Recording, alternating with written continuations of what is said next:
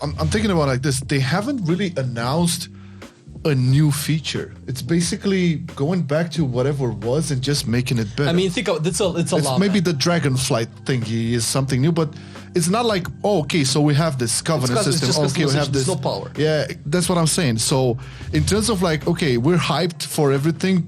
I mean, you can. Think about it. The new talent system has to be the new thing because it's a whole new.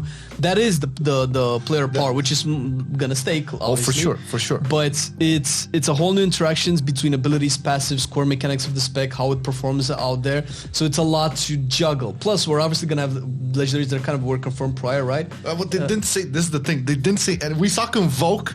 We don't know anything about whatever is moving on from what it is now. It's likely because it's not final. Because I wouldn't be surprised if they're still waiting for feedback, if they're still waiting to see how 9.2 rolls out, to see what they're keeping. I mean, at the end of the day, unless it's like a super complicated spec like Convoke, it's likely going to still be up for grabs if it's going to make it or not. Because, if it's a passive like, I don't know, Shield Slam does, generates more rage, it's probably going to be there or not. They can easily take it. I wouldn't mind having my Divine Toll and Dragonflight. Yeah, to rally a might. We'll see. No, but I was trying to make a point that in terms of like being skeptic about a lot of the hype that is, gradually and naturally for most of the people out there seeing all of this. The difference here is, again, they haven't really shown or talked about, or I don't think that it's going to be some brand new system. And I think this is the key thing to remember here, because what this feels like is like going back to what is supposed to be, and just making it how we kind of asked for it for the last 5 years, I would say. And this is different than bringing a new thing. This is also a topic that we cannot really talk about until we actually know exactly what the talents are.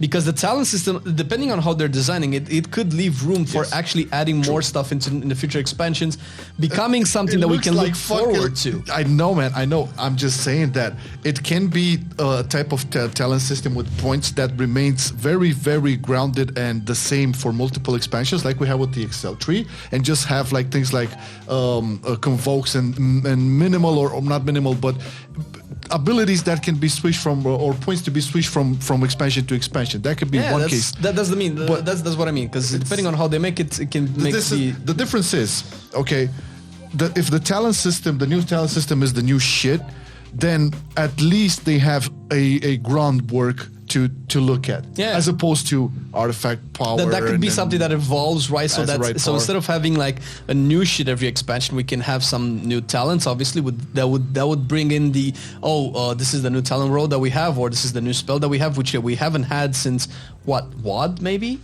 Or Legion, because you can say Legion artifact ability. Legion was kind of like the revamp of a lot of specs, so I won't count it out like there. But again, there's not really something that they stated. However, one other big thing is, man, they bringing in a new class. That could be that.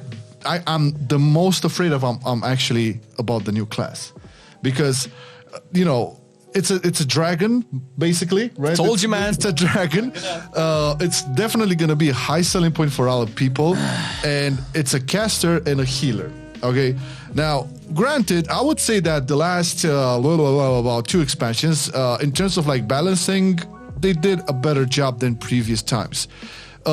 If you just remove the borrowed power aspect of the game and just retain like how classes should feel without anything external, they kind of nailed it. But when you bring in another thing into the mix, like evoker, that's always going to be an issue, man. And you're left with the issues like, we're never going to see a new stuff, or are they actually going to find a way to balance it? So at this point, it can be like super messy. It can also not be, although I kind of strain to be a little bit more skeptical here because their balance hasn't been on point lately. However, again, with the new revamp of the talent system, that could offset some issues or create new ones. It's too relative at this point until we know more specifically about the in-game systems. However, they do need selling points, so we can talk about it this way, right?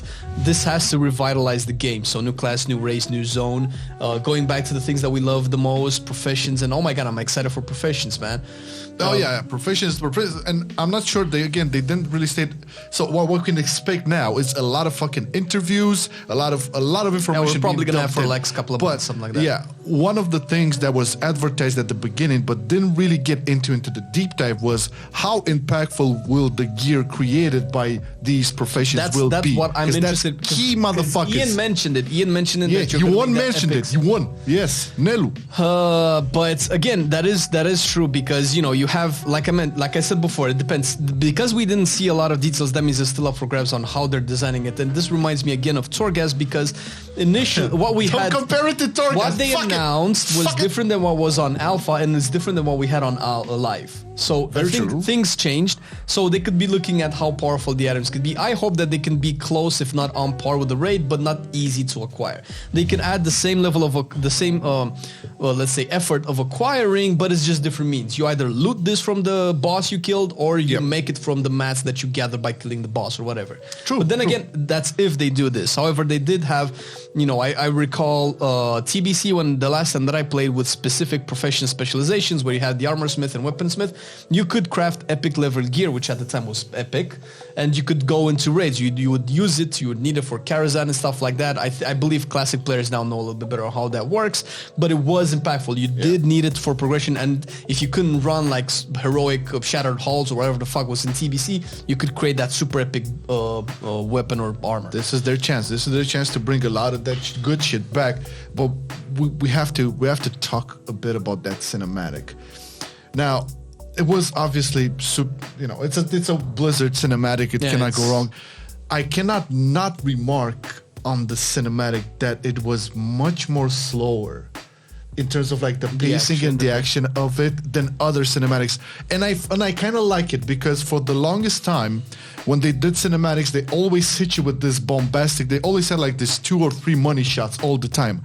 I think the only money shot in this one was, if you're a lore buff, you're going to see a lot of money shots. But I think the biggest ones is obviously Alexstrasza saving the Titan Keeper or whatever that was. The Watcher, yeah. But this is the thing. I was looking at the cinema. I didn't understand from the beginning what those things were, those statues. This clearly Titan Watchers the biggest thing for me was seeing Tyr, man. Oh, that was Tyr? I thought that was just a Watcher. No, that was Tyr. Oh shit! No, because that's Paladin lore right there. Oh, baby. I know, man. I know. I hope they do something for Paladins like that. I hope so. Shit. But for me, what hit me the most and I was most surprised by was the ancient Greek architecture. The columns. Yeah, that was an interesting choice. Yes, again, it's very interesting choice. They had to go with the theme. It gave you super Greek vibes. And it gave me ancient vibes, man, because I'm tired of this fucking machinery, the Heart of Azeroth chamber, the fucking... So this is what I'm trying to say. It's good that they went on this route with the pacing and rhythm of the cinematic, because I'm sorry to say, we had super cool and bombastic BFA cinematic, super cool and bombastic Shadowlands cinematic, and we kind of got... This is more grounded. This is not their selling point. This is an intro, right? Because with Shadowlands, what can you sell about Shadowlands? You cannot sell the jailer. Who the fuck is the jailer? You cannot sell Sylvanas because she was there for like the past couple of years. But everybody knows dragons. Yeah, I mean, fuck it. Everybody knows dragons. Yeah. So with Shadowlands, you have to do like, oh, the sky has broken apart and we travel to this other world. But with dragons, like, we know the dragons. They're in the lore. They're part of high fantasy, because also they mentioned this. I hope they don't take this term lightly, but they mentioned they're going back to high fantasy, like super complex magic systems, ancient magical creatures. So not this super sciencey gear, gnomes, engineering stuff that we've been seeing, like go into the machinery of death or whatever. Just old stuff, ruins, dragons, primordial races. About that, again, something that has been blatantly missing within all of what we saw here is I didn't really see any connection from Shadowlands to this. Yeah, that's what how do we link this? Are we going to link it? Because I don't have no problem of just throwing this garbage to the toilet and just starting over. Okay, let's just imagine Shadowlands never happened, and we start fresh. I was like 100% sure within the first few moments of the cinematic that this is about the sword. because that's the most What? impactful event that happened to Azeroth that would shake the whole world.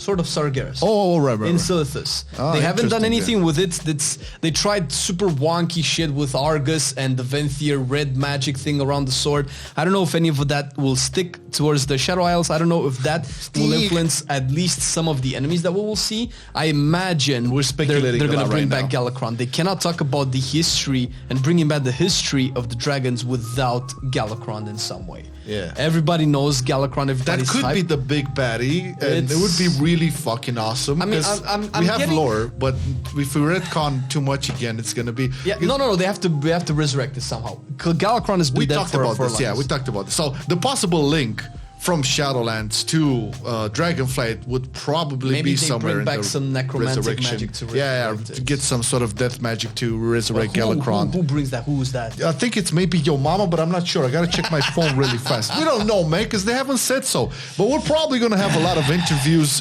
coming up and get some more clarification on this. Overall, this is some major ass shit. I cannot express it any other way.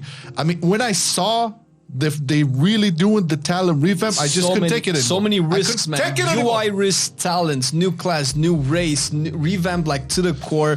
This takes balls. This is what they've needed to do for Shadowlands, but they didn't, and this is definitely what they needed now to bring WoW back to life. And I feel like the ball is in their court, and the ball is really huge, man. And they just need to do the ball, man, to shoot it back. It's a huge ball. I know. Yeah, I know, man. I said intentionally. The thing is, I'm happy that maybe it's intentional or not, but I'm super happy that they haven't talked about any external power, nothing like that. I don't know if they plan on anything. And listen, if they just remain silent about that and it will never be introduced except for tier pieces. I think so, man. That's it. That's good. Fucking fine. Get rid of it. It's way too much. Think about it. We have a new class, a new race. We have a new talent system that's hybrid talents. That's enough layers of power scaling. It's enough. Plus exactly. the profession, plus the tier sets, which are definitely going to still be in the game because, you know, I mean, come on, they're not going to take it out again. And like I mentioned before, I think in the previous Q&A, they kind of more or less confirmed that we're going to have legendaries in some way. Okay. Maybe not like we have now, like you know, open the wardrobe of 10,000 legendaries and pick one out. Maybe like a little bit more unique. Like, you know, Cataclysm, Staff, Legendary. But that would be more harder to obtain and only some That's specs. fine, but that's fine. But that's what I mean. That would be mind. an extra stuff to do. So I doubt they're going to add even more to that. One important thing before we close this off, and I thought this was really cool, and this is such a huge potential to be added on and basically create maybe an external borrowed power that would only affect this, not your actual player power. The customization of your dragons. That is so cool. If there was any mount that you would want to customize to your liking, would be a fucking dragon, man. And they nailed it. They did it. I see that as the Dragon Isles version of the Soul Binds, because you grind through whatever you have to do in the content, you unlock stuff. But it's all cosmetics this time. And it's fucking amazing. If you're going to add a system to an expansion that you have to grind for, spend time with, why not make it something that you can emotionally attach to? And that's kind of always have been cosmetics. You're not emotionally attaching yourself to player power. You're emotionally attaching yourself to cosmetics and looks. True.